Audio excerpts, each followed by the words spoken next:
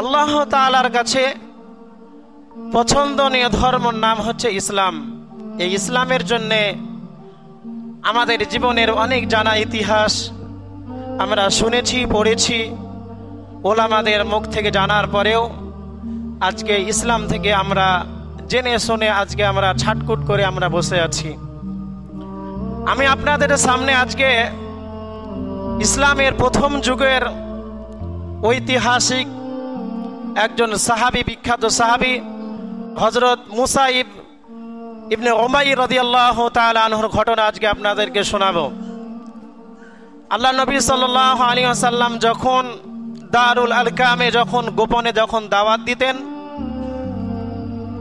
সেই সময়ের ঘটনা। নবী মুহাম্মদ সাল্লাল্লাহু আলাইহি ওয়াসাল্লাম যখন কাফিরদের ভয়ে, আবু জেহেলদের ভয়ে নবীজি সাল্লাল্লাহু আলাইহি ওয়াসাল্লাম গোপনে মানুষজনকে ইসলামের দাওয়াত দিতেন, সেই সময়ের মুসাইব ইবনে উমাইর রাদিয়াল্লাহু তাআলা আনহু একজন বিশিষ্ট সাহাবী ছিলেন। সেই সময়কার আরবের সবথেকে ধনী ব্যক্তিদের ভিতরে যত মানুষ ছিলেন তার পরিবারের ভিতরে সে একজন পরিবারের ধনী ব্যক্তির ভিতরে একজন ছিলেন। হাদিসে এসছে আরবের বুকে সব থেকে তিনার পিতারা সব থেকে কোটিপতি ছিল সেই সময়। মুসাইব ইবনে উমাইর রাদিয়াল্লাহু তাআলা আনহু যখন ইসলাম গ্রহণ করেন, হাদিসে এসেছে যে আল্লাহ নবী সাল্লাল্লাহু আলাইহি ওয়াসাল্লাম একদিন বাজার করছিলেন বাড়ির জন্য। তো মুসাইব আল্লাহ নবী সাল্লাল্লাহু আলাইহি ওয়াসাল্লামকে দেখে, তেনার চেহারা দেখে তিনি তখন থমকে দাঁড়িয়ে গেছিলেন।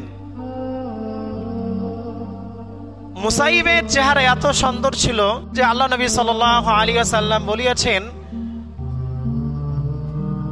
যে সেই সময় তিনাদের এত টাকা ছিল, এত ধন সম্পদ ছিল যে তিনার আব্বা এবং মা জননী জীবনেও তাকে একটা পোশাক দুবার পরায়নি। এত কোটিপতি ছিল, বলি সুবহানাল্লাহ। এত টাকাওয়ালা ছিলেন তিনারা যে তাকে একটা পোশাক দুবার পরায়নি, এত তাদের টাকা ছিল। তো আল্লাহ নবী সাল্লাল্লাহু আলাইহি সাল্লামের নূরানি চেহারা দেখে তিনি ইসলাম গ্রহণ করেছিলেন। ইসলাম গ্রহণ করার পূর্বে তিনি বাড়ি যখন ফিরে এসেছিলেন, বাড়িতে এসে শুধু ছটপট করে বেড়াচ্ছিলেন। তো তার মা তাকে জিজ্ঞাসা করছে, কি ব্যাপার মুসাইব, তুমি এরকম করছো কেন? তোমার অবস্থা কেন এরকম? তুমি এরকম ছটপট করছো কেন? তো বলছে, মা আমাকে কিছুই ভালো লাগছে না, আমাকে কিছুই ভালো লাগছে না। কেন? বলছে, মা আমি একজনকে বড় ভালোবেসে ফেলেছি। বলছে, কাকে ভালোবেসে তুমি? কোনো নারী? বলছে, না মা, আমি যাকে ভালোবেসেছি সে হচ্ছেন মুহাম্মদ রাসূলুল্লাহ সাল্লাল্লাহু আলাইহি ওয়াসাল্লামকে। আজ পর্যন্ত মক্কার মাটিতে অনেক মেয়েতে আমাকে পাওয়ার ইচ্ছা করেছে, আমি যখন গেছি মানুষের আমার দিকে তাকিয়ে রেখেছে, আমি এত সুন্দর ছিলাম।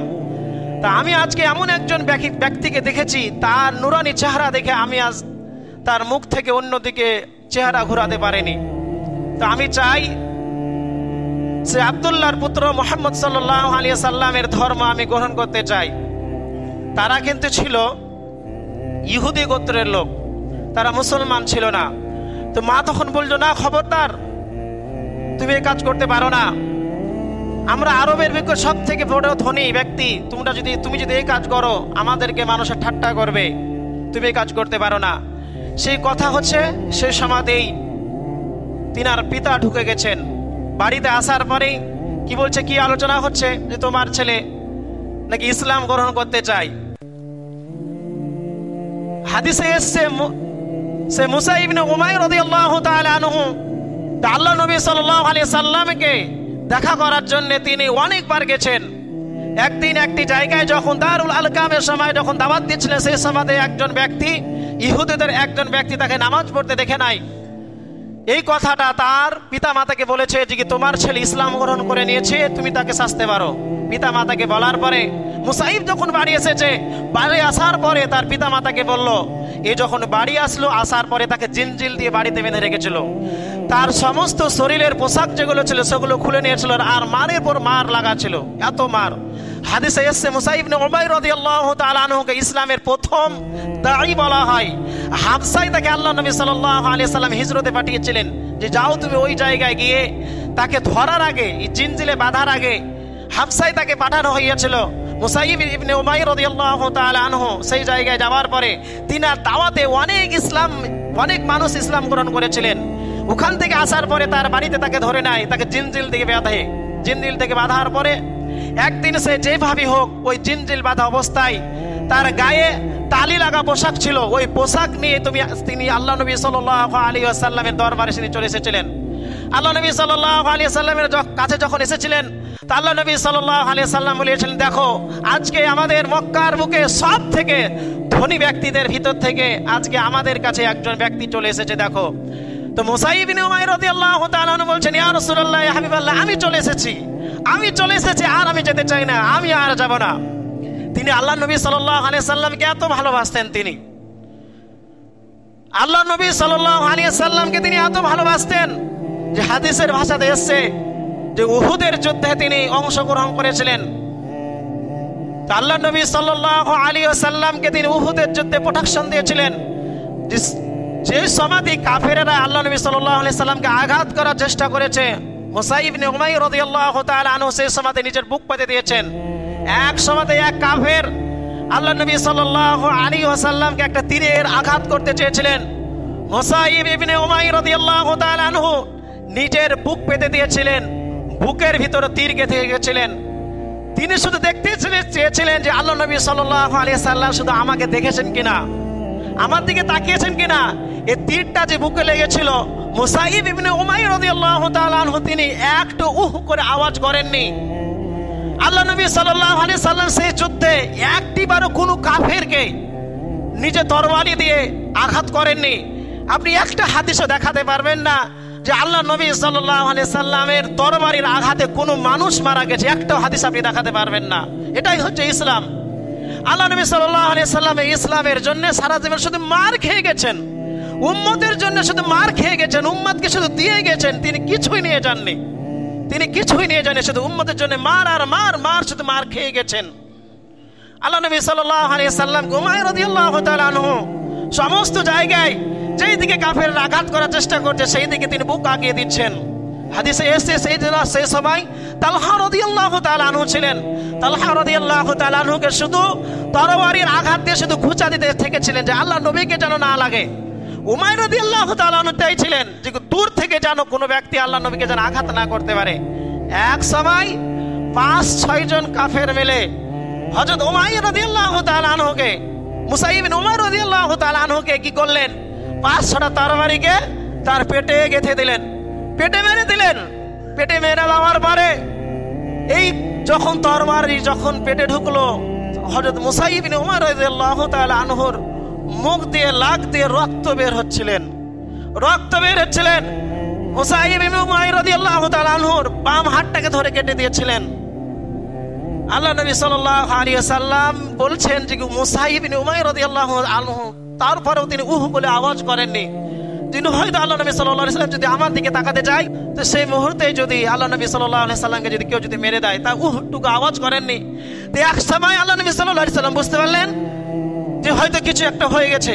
পিছনে তাকিয়ে দেখছেন যে হযরত মুসাইব ইবনে উমাইর রাদিয়াল্লাহু তাআলা আনহুর পেটের ভিতরে 6টা ছুরি ঢুকে বসে আছে, তরবারি ঢুকে বসে আছে, পিছন থেকে বেরিয়ে গেছে। হাঁটু কেটে তিনি আল্লাহ নবী সাল্লাল্লাহু আলাইহি সাল্লামের কাছে ওই কাফেরকে ধাক্কা দিয়ে আল্লাহ নবী সাল্লাল্লাহু আলাইহি সাল্লামের কাছে পৌঁছে গেছিলেন। পৌঁছে যাওয়ার পরে আল্লাহ নবী সাল্লাল্লাহু আলাইহি সাল্লামের কাছে হাঁটু কেটে বসেছিলেন, ইয়া রাসূলুল্লাহ, ইয়া হাবিবাল্লাহ, আপনাকে এতটুকুই ভালোবাসি, আমি ইসলামের জন্য আমি আমার সমস্ত কোটিপতি বাপ মায়ের আমি কোটিপতি ছিলাম, আমি আমার মায়ের সমস্ত ধন সম্পদকে আমি বিসর্জন দিয়ে সমস্ত কিছুকে ছেড়ে দিয়ে আপনার কাছে এসেছি। আমি আপনাকে এতটাই ভালোবেসেছি, আমার জীবনের থেকে আপনাকে ভালোবাসি, ইয়া রাসূলুল্লাহ, ইয়া হাবিবাল্লাহ, আপনাকে আমি সব থেকে বেশি ভালোবাসি। হযরত মুসাইব ইবনে উমাইর রাদিয়াল্লাহু তাআলা আনহুকে আল্লাহ নবী সাল্লাল্লাহু আলাইহি সাল্লাম বুকে নিয়েছিলেন, সেদিন কোলে নিয়েছিলেন। ও মুসাইব, ও মুসাইব, তুমি ইসলামের জন্য এতটুকু আনতে পারোনি। তুমি যেদিন প্রথম আমার কাছে এসেছিলে তুমি প্রায় উলঙ্গর মতন এসেছিলে, আজ পর্যন্ত ওই পোশাকটা তার গায়ে ছিল। তিনার সেই যুদ্ধে, উহুদের যুদ্ধে তিনার শাহাদাত হয়েছিলেন। হাদিসের ভাষা এসেছে তিনাকে যখন কাফন দেওয়া হবে সে সময় কাফন পাওয়া যাচ্ছিল না, পোশাক পাওয়া যাচ্ছিল না, কি দিয়ে তাকে কাফন দিবে। তো হাদিসে এসছে, তো আল্লাহ নবী সাল্লাল্লাহু আলাইহি সাল্লাম হুকুম দিলেন, অর্ডার দিলেন যে মুসাইব ইবনে উমর রাদিয়াল্লাহু তাআলা আনহুর মাথাটাকে ঢাকতে শুরু করো এবং লজ্জা স্থান পর্যন্ত তার জন্য ঢাকা হয়। কবরের ভিতরে তাকে ওইভাবে রাখা হয়েছে, দুনিয়ার বুকে যে সবুজ ঘাস জন্মায়, যে ঘাস আমরা বলি, ওই ঘাস দিয়ে তার দাফন করা হয়েছিল, তার শরীরের উপর চাপা হয়েছিল, সেই ঘাস দিয়ে তাকে কবরে নামা হয়েছিল। সে মক্কার বুকে এত কোটিপতি ছিল, সেই ব্যক্তিটার যদি ওই রকম অবস্থা যদি তার যদি দাফন হয়, আপনি আমি কে? আপনি আমি কোন কোটিপতি? আপনার আমার কিভাবে দাফন হবে? আমার বলার উদ্দেশ্য কিছুই নয়, বলার উদ্দেশ্য হচ্ছে একটাই, দুনিয়াতে থাকার জন্য কেউ আমরা আসেনি, দুনিয়াতে থাকার জন্য আমরা কেউ নয়। কবরে আপনাকে যেতে হবে, কবরে আমাকে যেতে হবে, কবরে আপনাকে আমাকে হিসাব দিতে হবে। সেদিন গিয়ে কবরে যাবেন ভাই, কবরটা আছে, কবর যেতেই হবে। কবর ভয়ঙ্কর জায়গা, কবর ভয়ঙ্কর জায়গা বাপ, কবর ভয়ঙ্কর জায়গা। আর কতদিন আপনাদেরকে বলবো? আল্লাহ তাআলা যেন আমাদেরকে পরিপূর্ণ হিদায়াত দেয়। সকলে বলি আল্লাহুম্মা আমিন, আল্লাহুম্মা আমিন।